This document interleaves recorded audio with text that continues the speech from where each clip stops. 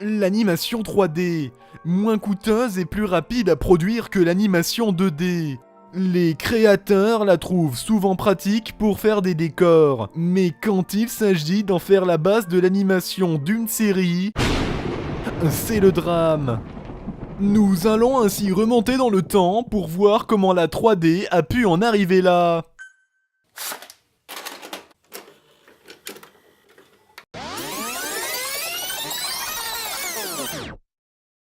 Nous avons interviewé un ex-membre très actif de 4chan, reconverti en historien sur l'animation. Dites-nous à quand est apparue l'animation. Cela fait plus de 100 ans que l'animation papier, du moins celle qui définit du mouvement, existe, et a connu de nombreuses transformations avant son arrivée dans le cinéma, comme étant alors une culture populaire florissante. C'est surtout Walt Disney avec son film Blanche-Neige et les 7 nains qui créera de l'engouement autour de cette culture alors méprisée du grand public. Walt Disney créera ainsi des standards en termes d'animation et de public visé, c'est-à-dire les enfants. Car oui, avant Walt Disney, l'animation était surtout considérée comme un support à part et non comme un divertissement purement orienté pour les enfants. C'est ainsi et quelques années plus tard que les Japonais se donnent à cette pratique. Le résultat n'est pas aussi convaincant que celui des Américains et il faudra attendre Tetsuwan Atomu, Astro le petit robot d'Osamu Tezuka, pour que l'animation 2D rentre pleinement dans le paysage culturel japonais. C'est à partir d'Astro le petit robot en 1963 qu'on a eu toutes les dérives de l'animation japonaise comme on les connaît aujourd'hui, comme l'animation minimaliste, l'apparition d'épisodes hebdomadaires, les mechas et tout ça. Et depuis Tezuka, on a toujours gardé ce truc, ce format. Vous la connaissez bien cette lampe, puisqu'il s'agit du personnage d'un des premiers films de Pixar et ce qui deviendra l'emblème du studio à chaque début de leur film. C'était en 1986, je m'en rappelle comme si c'était hier. À cette époque, c'était vraiment très bien animé. Ce qui est logique de manière historique, c'est que l'animation 3D a eu les mêmes conséquences que l'animation 2D chez les Japonais. Soit qu'elle a mis du temps à arriver sur le continent nippon, bien après que les Américains aient expérimenté ce nouveau média. Les Japonais ont d'abord eu du mal à l'apprivoiser, tout comme l'animation 2D à ses débuts. Un même schéma type. Mais où est donc le Astro le petit robot de l'animation 3D ? Réponse. Cette terrible époque de l'apprentissage de la 3D par les Japonais dans le domaine de l'animation touche à sa fin, car le Astro, le petit robot de la 3D, porte enfin un nom, Useki no Kuni. En fait non, c'est pas totalement vrai, mais j'avais besoin d'une intro qui déchire, alors supprime tout de suite ton commentaire qui dit qu'il y avait déjà de bons animés 3D avant Useki no Kuni. Useki no Kuni, l'ère des cristaux en français, est un animé sorti courant hiver 2017 et est tiré du manga éponyme. Il nous conte l'histoire de cristaux qui possèdent une forme humanoïde des milliers d'années après l'extinction de l'humanité. Quoi de mieux donc que d'utiliser la 3D pour retranscrire l'étrangeté de ce monde si loin de notre réalité. Dans Titan After Earth, un film des années 2000, les humains sont en 2D alors que les extraterrestres, robots et véhicules sont en 3D. D'après Ted Graylow, qui est à la tête du département 3D de Warner Bros Animation, cela permet de rendre les aliens plus étranges et les humains plus humains car plus fluides. On a là un exemple de l'utilisation de la 3D à l'époque où celle-ci n'était pas encore pleinement au point. Ainsi, comme vous l'aurez donc compris, avant d'atteindre un niveau technologique permettant de donner aux animations 3D un mouvement fluide et bien mis en scène, la 3D était surtout utilisée pour créer des décors car ils coûtent moins cher à produire et qu'ils sont réutilisables à volonté, créant ainsi un gain de temps considérable. Cette technique d'animation permet aussi de faire des mouvements de caméra en utilisant l'espace donné plutôt que sur une surface plane, retranscrivant difficilement la profondeur. Yoko Kuno, animatrice clé sur Useki no Kuni, a pleinement compris les avantages de la 3D tant elle est un maître dans ce que j'appellerais l'animation dans l'espace. L'animation dans l'espace, c'est tout simplement profiter des différents angles de vue sur un seul plan pour permettre des mises en scène innovantes en plan séquence plutôt qu'en plan découpé. De nos jours, on a alors deux écoles distinctes, celles qui utilisent la 3D comme un moyen de produire une animation moins chère, ou ceux qui l'utilisent comme un outil au service de l'innovation. Regardez par exemple cet extrait d'Attack on Titan saison 2 où la 3D est utilisée en tant que caméra pour permettre un semblant de mouvement à l'animation qui, elle, est en 2D. Imaginez ainsi que la caméra se mouve dans un cube en fond vert dans lequel on aurait glissé des séquences d'animation en 2D. Nous avons demandé l'avis d'un jeune internaute fan d'Hero Manga Sensei et de Sword Art Online. Afin de taire son identité, nous le surnommerons Darkweeboo69. Moi je trouve que votre 3D c'est dégueulasse. Et puis votre truc il est pas fluide. C'est de la merde. Il est vrai que dans beaucoup de cas, l'animation 3D n'est pas très fluide, ou du moins elle n'en a pas l'air, car elle est en fait à la même cadence d'images par seconde que l'animation 2D. Ce manque de fluidité vient du fait que l'animation 3D ne permet pas de camoufler, entre autres, le manque d'images par seconde par des effets. Cela vient aussi d'un choix artistique, à proprement parler, afin de correspondre aux standards jadis imposés par Osamu Tezuka et qui tendent à une animation minimaliste en 8 voire 6 images par seconde. L'animation 3D a donc essayé d'imiter les standards de l'animation 2D. En vérité, c'est aussi par manque de moyens et de budget que cela arrange les animateurs. A contrario, le studio Polygon Pictures par exemple a fait de la 3D sa spécialité et nous offre des animations d'une qualité sans cesse en expansion. Je dirais qu'il manque une petite dose de Sakuga pour les rendre un peu plus folichonnes. Car ce qui est d'autant plus impressionnant dans cette série réside surtout dans la fluidité de ces scènes dites Sakuga, soit des scènes qui possèdent une grande fréquence d'images.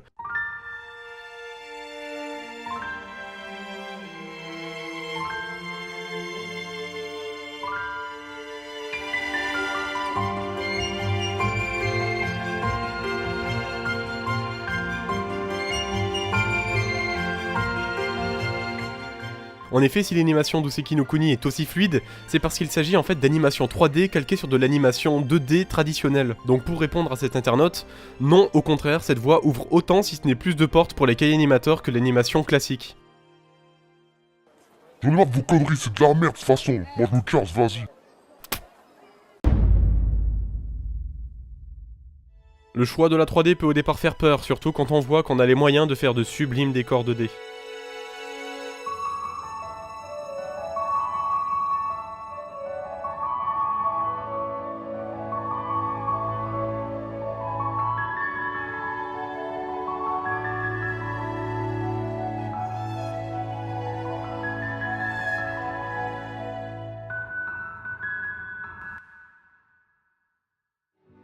Vous l'aurez compris, Oseki no Kuni est beau. Non pas uniquement car il maîtrise parfaitement le média 3D, mais surtout car il l'exploite pleinement afin de produire une expérience rafraîchissante et innovante, sans pour autant complètement s'écarter de ses ancêtres en 2D.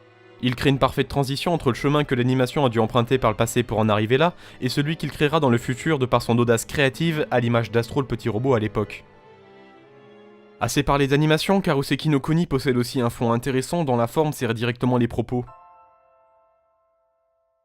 Oseki no Kuni nous conte l'histoire de Phosphophyllite au cœur d'une quête personnelle, celle d'une personne qui ne se comprend pas lui-même et commence de passer de naïf à sceptique. Cette quête se matérialise d'abord par une recherche de son corps, de sa matière. Car comme dit précédemment, les personnages sont tous la représentation d'une matière minérale différente. Le scénario est déconstruit, tant tout l'intérêt est surtout de parler de l'incohérence d'un monde détaché de nos coutumes et loin de notre culture, et pourtant si proche. En effet, malgré les apparences détachées de ce que l'on connaît, comme par exemple l'absence de genre des personnages ou alors leur invincibilité, Oseki no Kuni peut s'apparenter à un miroir de notre société tant les termes abordés y sont communs. On y parle avant tout d'exclusion sociale et de ce qu'elle engendre au travers du personnage de Foss qui connaît une évolution subtile et bien menée par un scénario simple et bien écrit. Bien écrit non pas par ses ambitions scénaristiques ou créatives, mais par tous ses sous-entendus et intrigues sous-jacentes qui renforcent ce sentiment de ne pas savoir où l'on se trouve et donc d'être autant perdu que les protagonistes eux-mêmes. Ce scénario nous mène dans de fausses routes et nous met à la place d'un investigateur à l'affût de chaque nouvel indice pour découvrir la vérité dans cet univers si intrigant.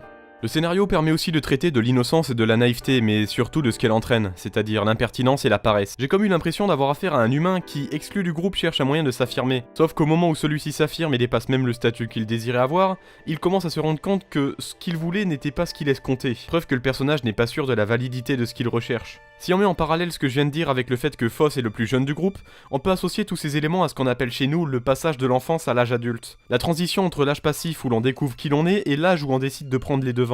Bref, si je reste aussi vague, c'est pour parler aux gens qui ont déjà vu l'anime, voire lu le manga sans spoil ceux qui vont le découvrir, car tous les enjeux scénaristiques se regroupent en un seul point, l'évolution du personnage de Phosphophyllite dans sa quête existentielle. On pourra cependant regretter la redondance des situations qui se caractérisent comme ceci. Le méchant, oui, c'est lui, c'est le méchant. Il s'habille tout en noir, c'est un méchant. Est-ce que vous avez compris? Je peux pas les attaquer parce que je suis nul. T'inquiète, on va y aller à ta place, nous qui sommes adultes. Oh, j'ai évolué parce que je culpabilise. Je suis maintenant gothique.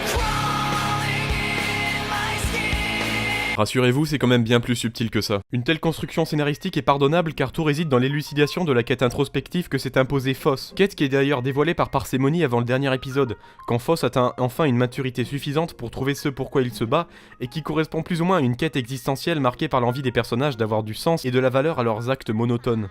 Petite note aussi aux doublages qui sont importants surtout pour le personnage de Foss qui connaît une transformation de personnalité drastique. Qui de mieux que la doubleuse de Kumiko dans Hibike Euphonium pour doubler ce personnage? Une doubleuse très talentueuse pour faire ressortir les émotions sous-jacentes par la voix et qui nous a valu cette scène d'une finesse poignante dans Hibike Euphonium.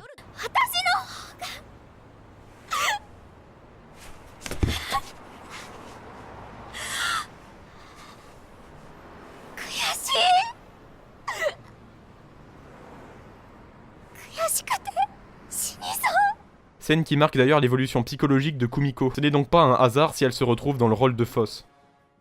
Et aussi une petite note aux musiques qui s'associent très bien à l'anime mais difficilement dissociables et donc écoutables sans contexte. C'est-à-dire que les musiques renforcent l'action et l'action une fois en tête renforce la force de cette OST.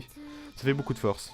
Oseki no Kuni marque la fin d'une transition craintive des japonais envers ce médium d'animation qui pourtant ouvre les portes à de nouveaux horizons créatifs. L'animation 3D commence petit à petit à avoir sa place parmi les médiums forts visuellement, notamment grâce à des studios qui tentent des choses quitte à se rater pour ainsi faire évoluer son média. Oseki no Kuni est l'anime qui a su transformer l'essai en utilisant toutes les techniques connues à ce jour pour concrétiser l'utilisation d'un média qui était destiné à réduire les coûts de production. Il n'est bien sûr pas le précurseur de l'utilisation de la 3D, mais il participe à la popularisation de ce média de par son excellence. De plus qu'il est ingénieux d'avoir utilisé la 3D pour le produire pour ainsi mieux retranscrire l'étrangeté du monde dans lequel vivent nos protagonistes. Le tour de force se caractérise par la symbiose entre la technique et le fond qui s'entremêlent pour donner une œuvre à l'identité unique.